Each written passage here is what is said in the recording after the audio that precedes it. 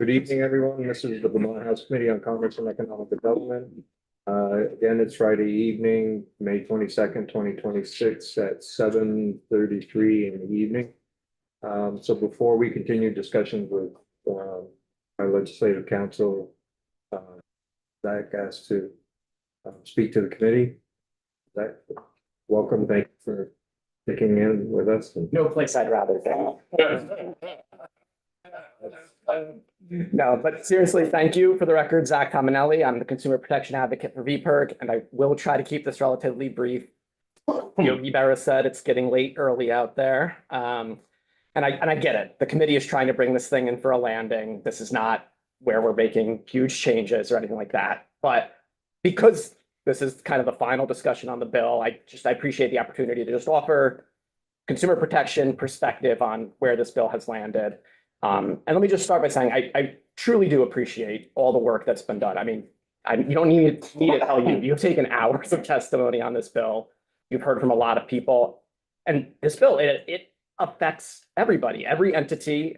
That's what makes it so important. It also makes it very complicated in terms of balancing competing interests. So I definitely hear all that. And I've also heard the discussions about political reality, what can get passed, what can get signed. I am not ignorant to, those factors, nor do I even necessarily disagree with the assessments around that. So I just want to be clear on that. All that said, I offer this analysis purely through the lens of, does this bill as drafted meaningfully advance consumer data privacy protections for Vermonters? And unfortunately, the conclusion that I have to come to is that the answer is no. We've been clear since the beginning that we'd be looking for three key elements in any comprehensive consumer data privacy bill. A strong data minimization standard that limits the collection and processing of consumer data to only that which is necessary to deliver goods, services, and maintain communication with consumers. Two, an outright prohibition on the sale of sensitive data. And three, strong enforcement via a private right of action. Various iterations of this bill have contained some compromised version of these elements, but unfortunately, draft 5.1 contains none of these elements. With respect to the data minimization standard, I will not belabor that argument. You just had it an hour ago, discussed it. Rep. Olson eloquently, I think, described having the as disclosed language in there. In our opinion, I would agree, renders that data minimization standard meaningless. With regard to the private right of action, I will not belabor that. That has been belabored much in this body. I will say I do genuinely appreciate the inclusion of the intent language in this bill at a minimum that recognizes it demonstrates that the legislature understands the decision that it is making to remove that right from consumers and understands the implications of doing that. Obviously, we would like to see that enforcement in there, but at a minimum, I really do. I appreciate, that language. And then with regard to the ban on the sale of sensitive data, again, I know what time it is. I don't think the committee is necessarily contemplating big changes, but I will just make the case that this might still be one thing. This is a Hail Mary that you might want to consider, this ban on the sale of sensitive data, for three reasons. One, this would be something the committee could do that would move this bill toward meaningful consumer protections. Two, this is the direction that states are moving. Maryland has an outright ban on the sale of sensitive data. Illinois, just yesterday, their Senate passed an outright ban on the sale of sensitive data. That's supposed to go through another process. And then even in Oregon, Virginia, and soon to be Connecticut, pending a governor's signature, they've at least, at a minimum, banned the sale of precise geolocation data. So even if you didn't want to necessarily ban the sale of all sensitive data, maybe looking at the different categories of sensitive data, is there anything there that warrants an outright ban on the sale of that data? And the third reason why I think this bears consideration is that my understanding is that most of the concern around anything that goes beyond, say, Connecticut 2025 is around ease of compliance, understanding, unintended consequences. And what I would submit to you is that a ban on the sale of sensitive data is very straightforward in this regard. You are already asking controllers in this bill, and even in the bill as passed by the Senate, you're asking controllers to do an analysis and determine if they are collecting sensitive data. They have to do that because there are special protections that go with sensitive data. So everybody needs to make that determination. Are we collecting sensitive data or not? So from there, compliance with a ban on the sale of sensitive data It's very straightforward. I can take you through it. We have sensitive data. Are we selling it? No, we are in compliance with the law. Yes, we need to stop selling that sensitive data. We are in compliance with the law. Again, very straightforward from an enforcement standpoint. We're considering, I don't think that is something where you really need to think out all of the different unintended consequences. So I will maybe just leave you with that thought. I really do appreciate all the work on this. I know it's late. Thank you for this opportunity. And I can take questions, yeah. So on March 12th, 2025, your conclusion was, in summary, VPIRG greatly appreciates the committee's time and attention to this matter, and we strongly support S71 as a truly consumer protective data privacy model. We urge you to advance this bill. Thank you for the opportunity to present this testimony. That's what you said. You did mention the other three items, but that is what you said. So you are no longer saying that? Yes, this bill has changed a great deal from March 12th, 2025. 2025. Oh, in Senate, S71 as in passed. by the Senate, Senate. no, we did not support it as passed by the Senate. You can look at the That's trend. fine. It's March Yeah. 12th, 2025. That's Yeah, we supported S71 as it was introduced. Which this bill is a long way from S71 as it was introduced. The questions for Zach? Zach, thank you. Thank you.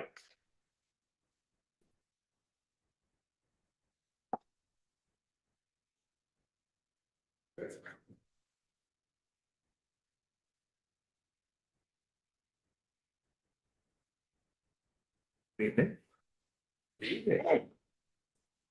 Rick Sagal with the Office of Legislative Counsel.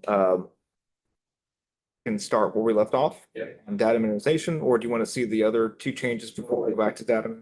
I think people have had time to think about it. I just. There's a choices the committee needs to make. Go back to the language that we developed. Or go with the language. We just looked at.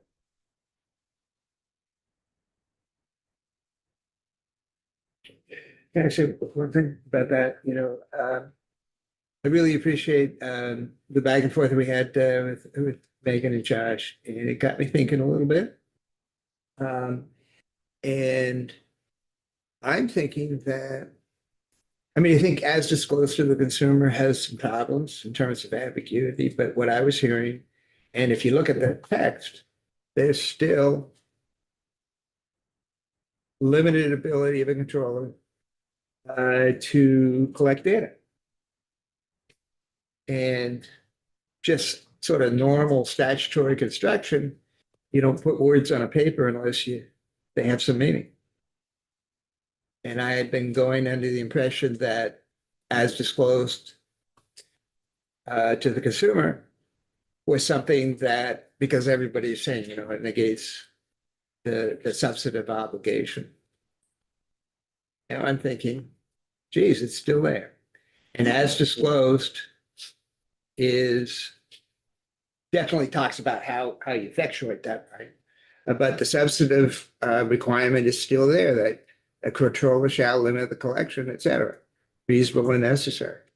And maybe the consumer doesn't have the same ability, the way it's phrased, to do a whole lot about it, personal as opposed to sensitive, but the AG can.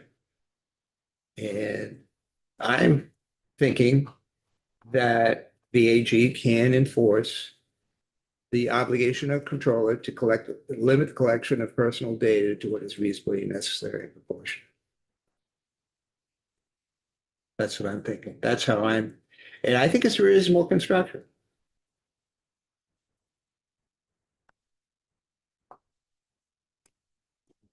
So in looking at this, I think it bears mentioning that this is not it does not stand alone, that there are checks and there are things that go on beforehand. So first of all, the consumer needs to be told what data they're collecting. Second, we have given the consumer all of the rights that we have put in this bill to delete the data, to change the data, to modify the data. So we already have those checks and balances in place. With that said, I am comfortable with keeping this in here. Because even if, what are they gonna do? Are they gonna collect a bunch of information that they didn't say they were gonna collect? Well, now they've violated the disclosure. The Attorney General can go after them. It certainly doesn't prevent them from requesting change, corrections or deletions. So I don't feel like this is as dangerous as everyone thinks it is. I just follow up with that, I think you're right. And in addition, I would say there's still an independent standard there that says you can't collect personal data beyond what is reasonably necessary and proportionate. And our Attorney General is pretty talented. So I'm encouraged. Anyone else want to weigh in before we? Okay. Everyone in favor of what we have up on the screen? This isn't the vote, right? This is just. No, this is just keep this piece in. Keep it peace. Utilize this language. And not the other language that we had developed. Okay, everyone that's good with this language, raise your hand.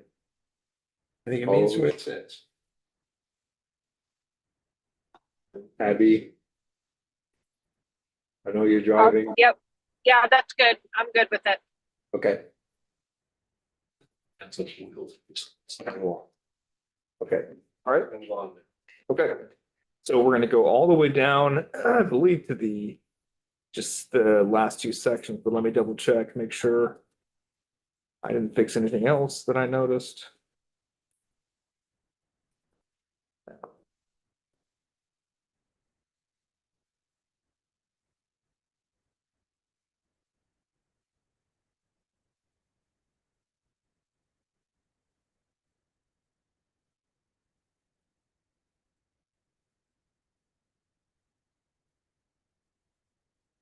So on page 57, adding a subsection heading of enforcement intent. The language in this paragraph did not change. It still has that language about enforcement, and in exchange for the prohibition of the private right of action, you hope that the AG will be given resources to enforce the act.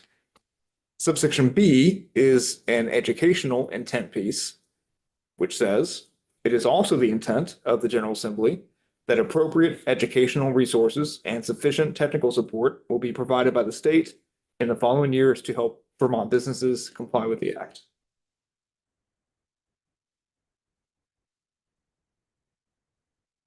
And there are no other changes to the draft.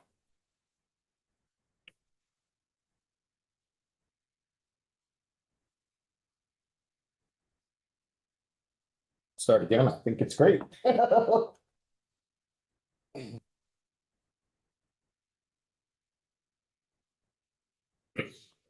record, Megan, is this for the chamber? Maybe someone from our Chamber of Commerce, understand how much work has gone into this by this committee, and how much discussion has gone into this. There are parts that are gonna be different, but when we look at how this impacts our members and, with the caveat that there are language changes that were made today that we haven't been able to really do a deep analysis of, but that we are feeling like this is a compromise we can move forward with, and I appreciate the amount of work that the committee has gone into. So, Amy, you're, Yes, Mr. Chairman. Thank you for the time and consideration. committees, let's entertain a motion to report favorably. Are we gonna have just general discussion? I'd like to say something before we do the vote. Okay. Well, I mean, make the motion and have discussion. Okay, You can okay. discuss now, that's fine. Go ahead. I can wait. So entertain a motion to report favorably on S71 draft 5.2. I'll move. Okay, then do you have a sheet? No, I don't. Motion. By Tony. Rhett Nicholas, second by Rhett Bosch.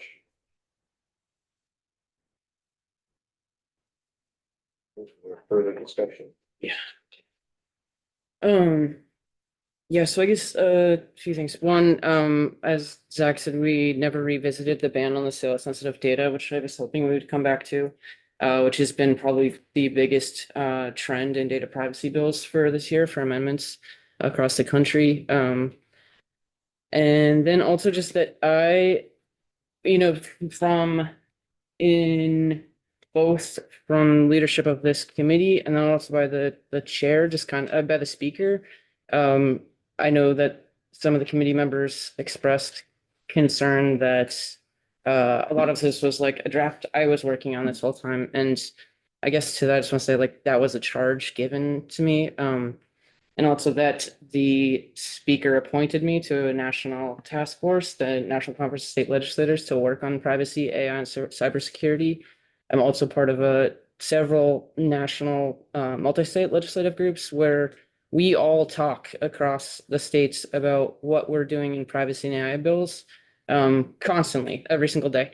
And I watch every single update that is happening to privacy bills across the country. And it is not as frequent as everybody thinks that it is, because those efforts are often stopped. We are all facing the things that we're seeing in Vermont and or people not seeing are all part of a lobbying playbook that we actually really explored in 2024, which I think was part of the thing that led to such a big bill, and we didn't really replay that. And we didn't have time because we had a week to take testimony on this. But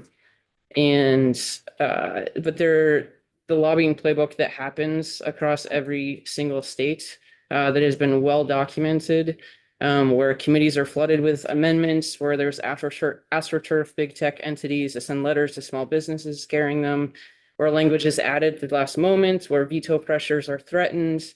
This past weekend, I checked in with many of them from states that have seen this, have voted to stop moving weak bills forward.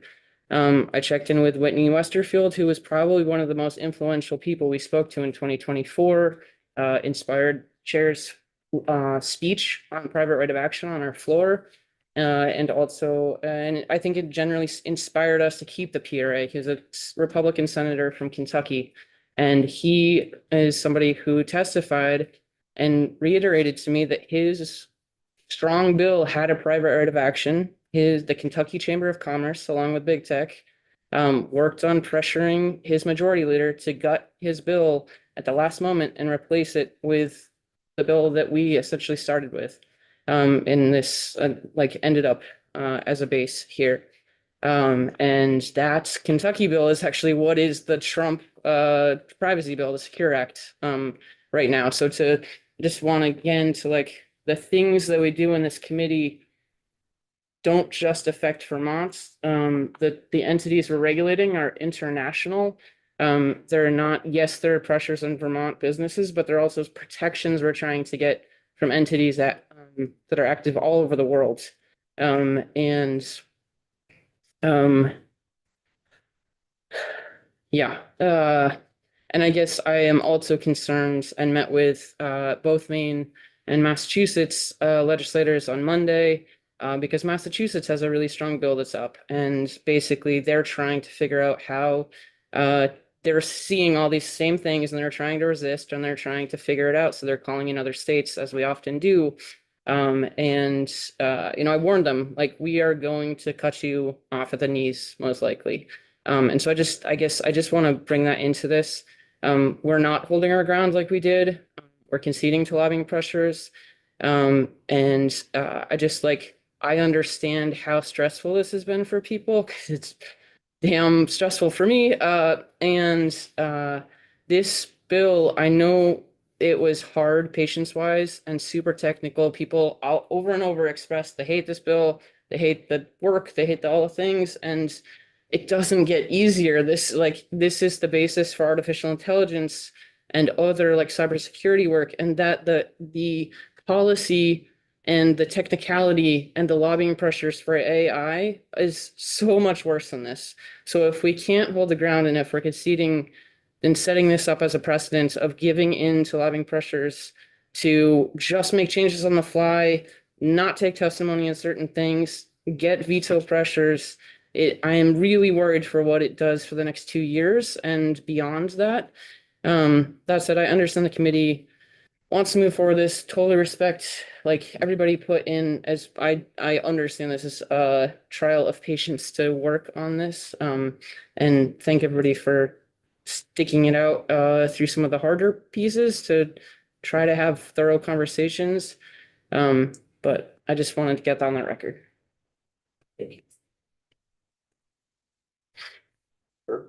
Yeah, I appreciate what Many had to say. I think bills that we had before, 2.3 in particular comes to mind. Was hugely better bill. So then the question comes down, and this is a real retreat from that.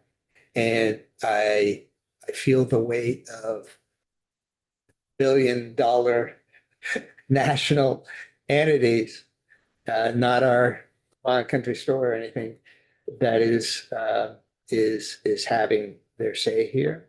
At the end of the day, I guess you have to decide whether it's good enough to move forward or whether you want it to die. I gave you my explanation for what I think is the truth about data minimization. I agree about the sale, sensitive data, big loss. I'm encouraged of how we're going to treat consent for consumers in terms of opt-in for their sensitive data. I think that's a big thing. So on balance, even though I'd much rather have something like 2.3, I can support this. Any further discussion? For the record, Zach was correct. He was referring to as introduced, and I just wanted to be clear on that. Because when I went through the timeline. Down, it's a lesson. I guess I'll just put my piece out here that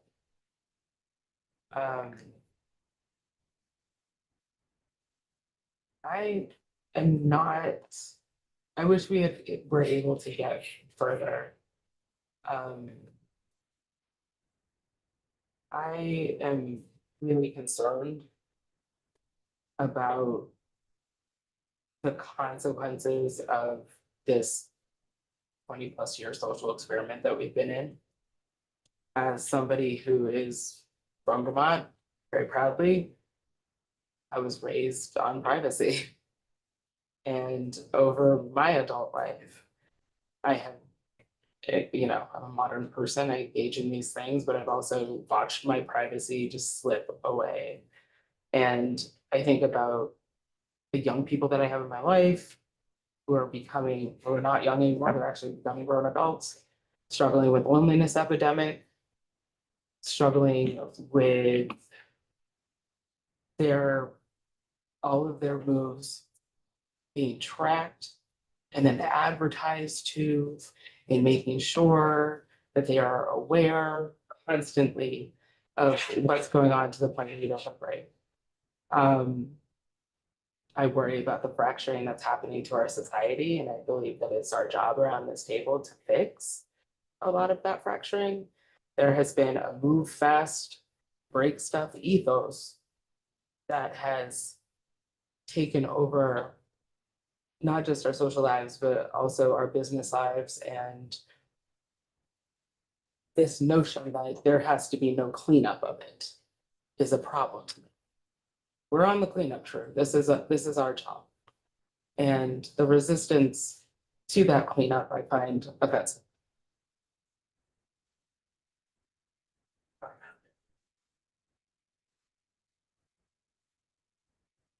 I just want to say, I was trying to count the number of bills that we have on the wall. I got to 11 and my eyes started to blur, that have to do with protecting consumers in the digital world. So these are the ones we didn't get to, or we got pieces of them into here. We got a couple across to the Senate that have not yet gotten to the governor. So I think we all know that there's so much work to do in this landscape, right? And so I appreciate that everyone here is at a higher level than we started with our knowledge. I know we all can spend some more time learning and keeping this work moving forward. And I think I've said many times, it moves so fast, we will never catch up. We will always be 20 years behind whatever the folks in the tech world are working on, building, putting out there, making us use that we don't even know we're using. But I'm not willing to give up. And today I'm going to focus on giving Vermonters more protections than they had yesterday. And then after it gets passed by the governor, I'll start looking at what those next steps are that we can do to give Vermonters those protections. So I appreciate everybody sticking with this for as long as we have, because this is a lot of really technical, detailed, hard conversations. Anyone else? Yeah, I'd like to say something real quick. I'm just pulling over so that I can turn my camera on. As long as you're not getting pulled over. Hopefully not. Hopefully not. So I also certainly appreciate all the hard work. And Monique, I want to say I appreciate very much how hard you've worked and the deep knowledge that you bring. And I also, I mean, sort of what I have focused on is sort of that balance of consumer protection with business functioning. And, you know, people I know who run businesses, my constituents who run businesses that I've talked to have asked, the simple ask is, please do not, it's hard to run a business in Vermont already. Please do not make it harder. And so I just want to sort of center that a little bit in that we're not this, you know, a comprehensive data privacy bill is not just regulating big tech. It is also regulating our businesses. Yes, it is also protecting them. And we have to keep that in mind. And I guess why I've learned so much about what, you know, it's really helpful and interesting knowing what is happening in other states. And I guess my vision is that Vermont can just always be one step behind, you know, as laws go in regionally, and then we can, you know, I wish there was a way to do a regional, you know, regional laws or whatever, but, you know, I just have that really a deep concern with sort of sticking our neck out and going first. So, because there will be significant impacts in how businesses function. I think that is also the reality of the modern world, and businesses need to, you know, protect data and protect consumers. So I just want to bring that up. I know, Monique, you've talked a lot about the sort of lobbying playbook, and I just think we need to remember that it is also our local businesses and making sure that they can compete. So anyway, I've learned a lot, and thank you everybody for all of your hard work. Thanks, Abby. Anyone else? Before we vote, I just want to thank Monique.